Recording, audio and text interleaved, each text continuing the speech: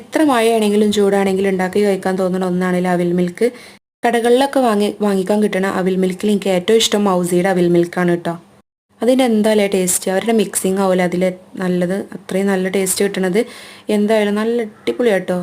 എപ്പോഴും ഇപ്പോൾ നമുക്ക് പുറത്തുനിന്ന് കഴിക്കാൻ കഴിയൂലല്ലോ, അപ്പം വീട്ടിൽ നിന്നും സിമ്പിളാക്കി ഉണ്ടാക്കാൻ പറ്റിയ ഒന്നാണ് ഈ അവിൽ മിൽക്ക്. അതുകൊണ്ട് ഞാൻ വീട്ടിലുണ്ടാക്കുകയാണ്. ജസ്റ്റ് പഴമൊക്കെ ഒന്ന് കുത്തി ഒടിച്ചിട്ട് അത്യാവശ്യം പാലും പഞ്ചസാരയൊക്കെ ചേർത്ത്, എൻ്റെ കയ്യിൽ പൊരിയാവിലില്ല, ഇനി സാധാ അവിലുണ്ടായിനി, അപ്പം അതൊക്കെ ഇട്ട് എന്നാലും കുഴപ്പമൊന്നുമില്ല, ടേസ്റ്റ് ഉണ്ടാവും കേട്ടോ. പക്ഷെ അധികം അത് എനിക്ക് ഇങ്ങോട്ട് പൊതിർത്തരുത്, അതിൻ്റെ നെരിവ് ഇങ്ങോട്ട് പോക്കരുത്, അപ്പം ടേസ്റ്റ് കുറയും.